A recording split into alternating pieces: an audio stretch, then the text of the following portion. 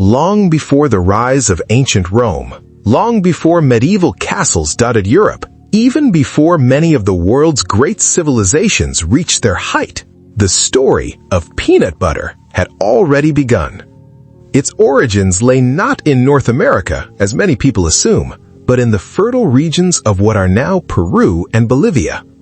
Archaeologists believe the peanut was first domesticated there several thousand years ago, making it one of the oldest cultivated food crops in the Americas.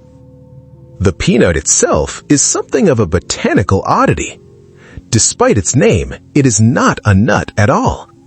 It belongs to the legume family, making it a close relative of beans, peas, and lentils. Even stranger is the way it grows. After the plant flowers, the fertilized stem bends toward the earth and pushes the developing pod beneath the soil, where the peanuts mature in darkness before eventually being harvested. To early farmers, however, none of this mattered. What mattered was that peanuts were dependable. They were rich in protein and healthy fats. They could be stored for long periods without spoiling, and they provided valuable nourishment during difficult seasons. Over generations, peanuts became deeply woven into everyday life. Families roasted them over open fires. Some boiled them. Others crushed them into stews or mixed them with maize. And sometimes they ground them into a smooth, fragrant paste. There was no recipe carved into stone tablets. No famous inventor taking credit. Only generations of practical knowledge passed from parent to child. The grinding itself was slow work. Using a flat stone and a rounded grinding stone, roasted peanuts were crushed until their natural oils emerged. As the mixture became smoother, it transformed from dry fragments into a rich, creamy paste. It wasn't exactly the peanut butter we know today. There was no added salt, no sugar, no stabilizers, no preservatives. But the basic idea, the remarkable discovery that peanuts could become something creamy and spreadable, had already been made. Centuries would pass before anyone thought to package such a paste in jars. Yet the foundation had already been laid. But before we continue, think about that for a moment. A simple paste made by ancient hands thousands of years before the invention of electricity, factories, or even paper would one day become a breakfast staple enjoyed by millions across the world. If stories like this fascinate you, stories that reveal the extraordinary history hidden behind the ordinary things we often take for granted, then you're in exactly the right place. Take a moment to subscribe and join us on this journey. We are looking to grow this community of story lovers into 1,000 subscribers this month, and every new subscriber helps us continue creating deeply researched, cinematic stories just like this one. Now, let's return to our story. The peanut became more than just food. Among several ancient cultures of South America, it also carried symbolic importance. Archaeologists have uncovered beautifully crafted pottery shaped like peanuts in ancient burial sites. In some tombs, real peanuts were placed beside the dead, suggesting they were considered valuable enough to accompany people into the afterlife. It was a reminder that food was never merely about survival. It represented prosperity, continuity, life itself.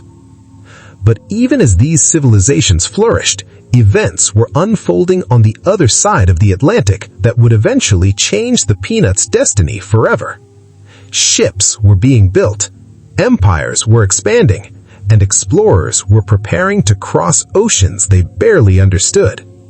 The peanut had spent thousands of years quietly rooted in South American soil.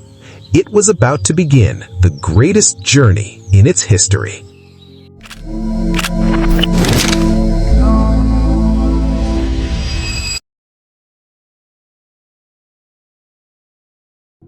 The peanut had spent thousands of years quietly rooted in the fertile soils of South America. It had nourished families, found its place in ceremonies, and become a trusted crop among ancient civilizations. But history was changing. Far across the Atlantic Ocean, powerful kingdoms were investing in larger ships, stronger navies, and daring voyages into waters that many Europeans believed led to the edge of the world. The age of exploration had begun. For centuries, European merchants had depended on long and dangerous trade routes to obtain valuable spices, silk, and other luxuries from Asia. These routes were expensive and often controlled by rival powers.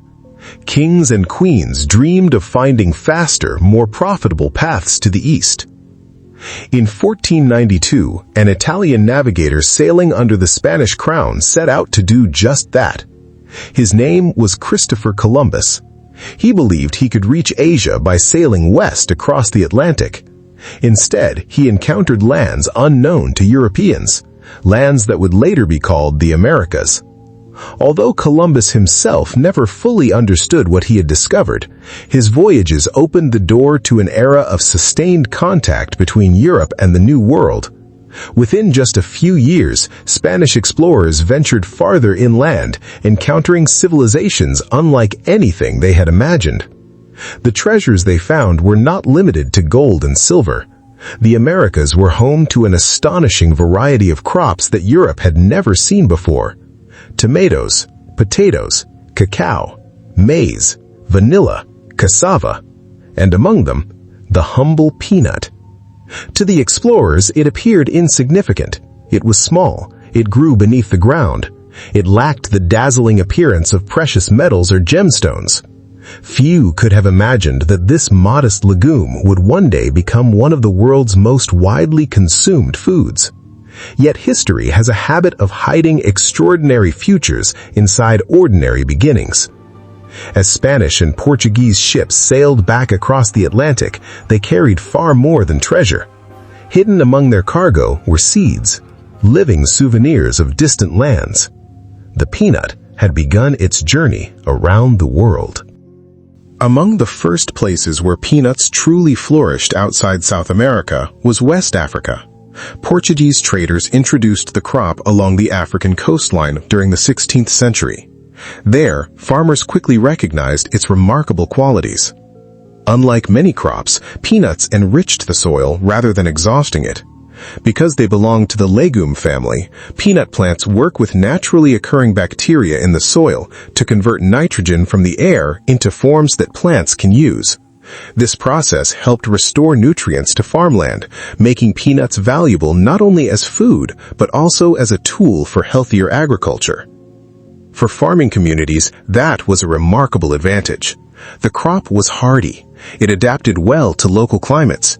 It produced abundant harvests, and it offered a rich source of protein and healthy fats. Before long, peanuts became woven into everyday life. They were roasted over open fires, ground into thick sauces, cooked into hearty stews that brought families together around shared meals. Even today, peanut-based dishes remain an important part of the cuisine in many African countries, a lasting reminder of how completely the crop became part of local culture. But the peanut's voyage was far from over. Portuguese merchants carried it eastward along the busy trade routes of the Indian Ocean. Soon, peanuts reached India, then China, then Southeast Asia.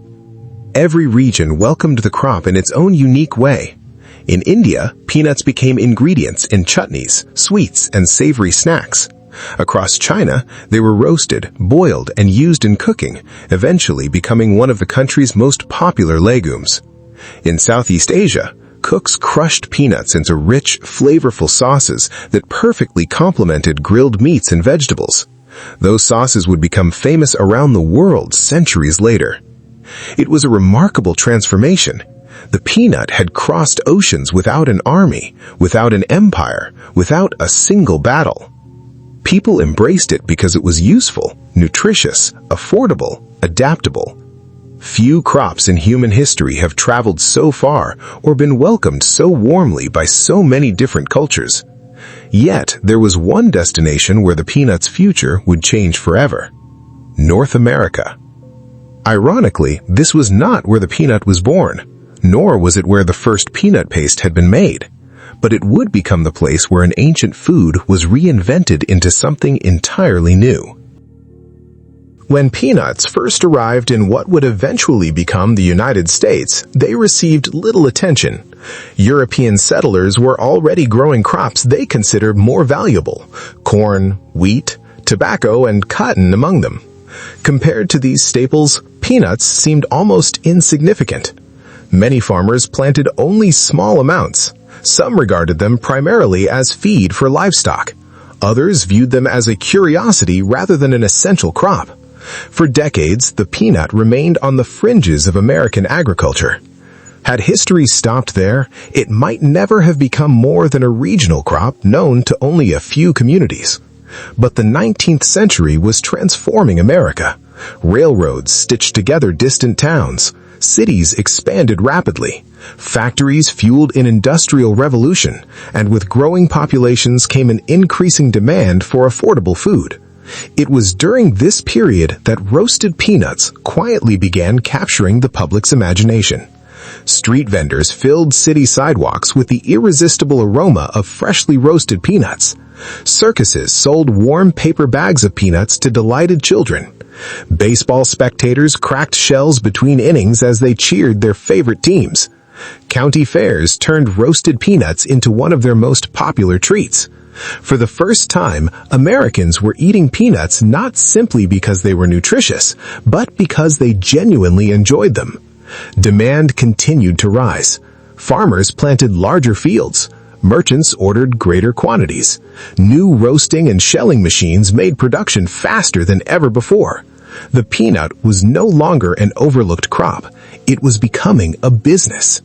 Yet, despite its growing popularity, one challenge remained. A roasted peanut still had to be chewed. For healthy adults, that was hardly a problem.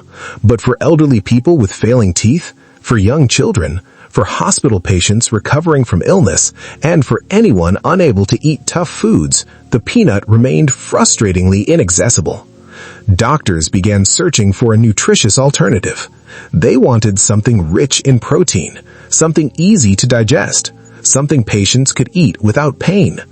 None of them realized they were standing on the edge of one of food history's most important innovations. The solution would not come from a famous chef, nor from a wealthy businessman. It would begin in the workshops of inventors and the offices of physicians, people simply trying to solve a practical problem, and in doing so, they would unknowingly create the food the world would eventually call peanut butter.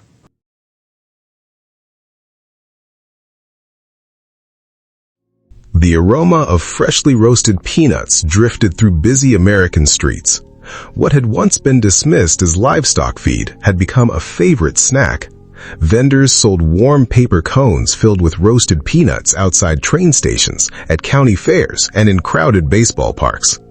Children loved cracking the shells open. Workers bought them for a cheap, filling lunch. Farmers smiled as demand for their harvest grew year after year. It seemed the peanut had finally found its place. But beneath this success lay a problem no one had solved. Not everyone could enjoy them. For thousands of elderly Americans, chewing roasted peanuts was difficult, sometimes impossible. Their teeth had worn down with age.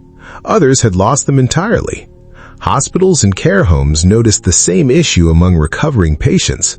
Children faced a similar challenge. Peanuts were nutritious. They were packed with protein, healthy fats, vitamins, and minerals. Doctors wanted young children and elderly patients to receive those benefits. The problem wasn't the peanut, it was its texture. Across hospitals, kitchens, and laboratories, a quiet question began to circulate. What if peanuts didn't have to be chewed? At first, the solutions were surprisingly simple. Some cooks boiled peanuts until they softened. Others crushed them with mortars and pestles into rough pastes. Doctors experimented with grinding roasted peanuts into softer meals that patients could swallow comfortably. None of these methods was perfect. The texture remained coarse. The taste changed from batch to batch. The mixture spoiled quickly. America needed something better. Then, in the closing years of the 19th century, several inventors began approaching the problem from different directions. One physician, searching for nutritious foods that patients with poor teeth could easily eat, developed a method for grinding roasted peanuts into a soft paste. Around the same time, food manufacturers experimented with improved grinding machines capable of producing smoother, creamier results. It wasn't a single flash of genius, it was a series of innovations. Each inventor improved upon the last. The peanut was slowly transforming into something entirely new. Factories refined grinding techniques, roasting temperatures became more precise. Stone mills gave way to improved mechanical grinders capable of crushing peanuts into an almost silky consistency. For the first time, the peanut was no longer just a nut. It had become a spread, a food that children could enjoy, a food that elderly people could eat without pain, a food unlike anything the world had seen before. When early versions of peanut butter appeared at food exhibitions and public fairs, many visitors approached with curiosity. Some dipped crackers into the creamy paste. Others spread it across slices of fresh bread. Many expected disappointment. Instead, they tasted something surprisingly rich, smooth, nutty, comforting. People returned for second samples, then third. Word spread astonishingly fast. This wasn't simply another peanut product. It was an entirely new way of eating peanuts. Soon, entrepreneurs sensed opportunity. Small factories began producing jars for local markets. General stores stocked them beside flour, sugar, and preserves. Families started carrying jars home. Breakfast tables changed. School lunches changed. Even hospitals changed. For elderly patients who had struggled to eat solid foods, peanut butter became both nourishment and comfort.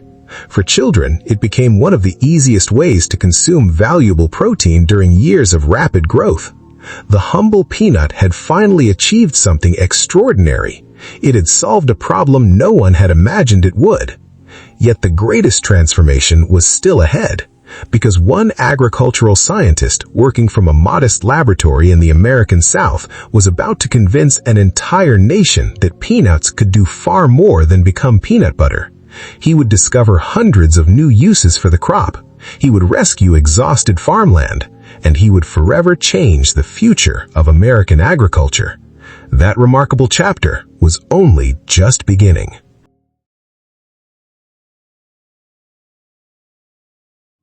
By the dawn of the 20th century, peanut butter was no longer an experiment.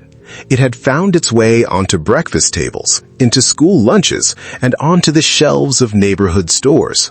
Farmers were planting more peanuts than ever before. Factories were processing them in growing quantities, and Americans had begun to see the once-forgotten legume in a completely different light. But there was another problem. The land itself was growing tired. Across much of the American South, endless fields of cotton stretched toward the horizon. For decades, cotton had been king. Year after year, farmers planted the same crop on the same soil, harvesting profitable cotton while unknowingly draining the earth of its nutrients. At first, few noticed. Then, harvests began to shrink. Healthy green fields slowly turned pale. The soil hardened. Each passing season demanded more work for less reward. Many farmers found themselves trapped in an endless cycle of poor harvests and growing debt. Some feared their land was dying. They desperately searched for answers. Then, in a modest agricultural school in the South, a quiet scientist began offering one. He wasn't the loudest voice in the room. He wasn't the richest, nor did he seek fame. Instead, he listened. He walked through struggling farms, scooping handfuls of exhausted soil into his palms. He studied the roots of dying crops. He spoke with families whose livelihoods depended on the next harvest. And what he discovered would transform American agriculture forever. The answer, he realized, wasn't simply to grow better cotton. It was to grow something entirely different. The humble peanut. Unlike cotton, peanuts possessed a remarkable natural ability. Their roots worked together with beneficial soil bacteria to replenish nitrogen, one of the essential nutrients that exhausted cotton fields had lost after years of continuous planting. To many farmers, the idea sounded almost unbelievable. Stop planting cotton? Replace it with peanuts? Some laughed, others refused, but a handful decided to try. One season, they planted peanuts. The following season, they returned to cotton. The results astonished them. The cotton grew stronger. The harvests increased.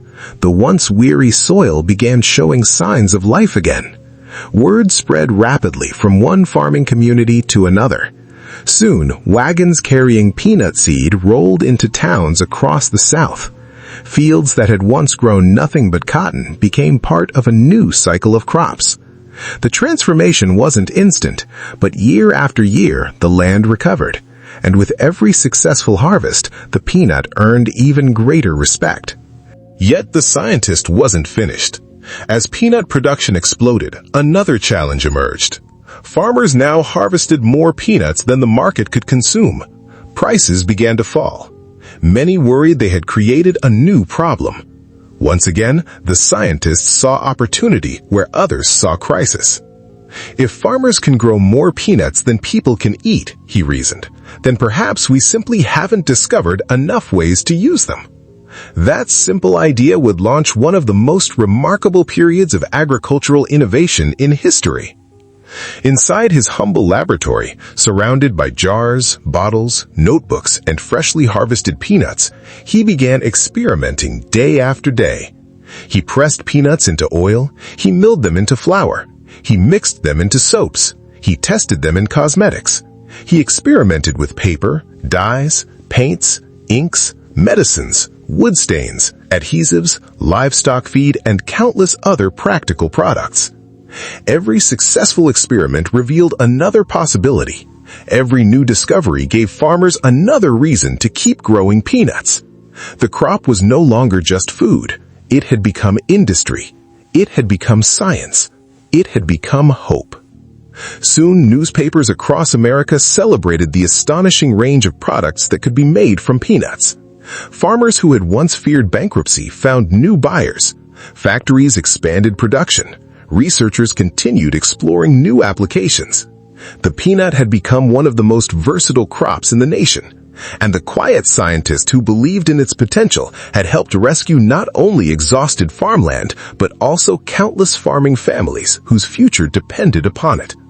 But even then, the peanut's journey wasn't over. Because the creamy spread born in small laboratories and humble kitchens was about to cross oceans, enter millions of homes around the world, and become one of the most beloved foods ever created. That final chapter would carry the peanut farther than anyone could have imagined.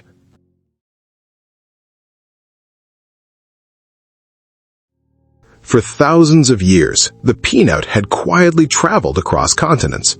It had fed ancient civilizations, crossed oceans aboard wooden ships, taken root in Africa, flourished across Asia, saved exhausted farmland, rescued struggling farmers, inspired brilliant scientific discoveries, and finally, it had become peanut butter. But even then, its greatest journey had only just begun. As the 20th century unfolded, factories grew larger, grinding machines became faster, roasting methods became more precise, new packaging kept peanut butter fresher for longer. Production that had once been measured in small batches was now counted by the ton.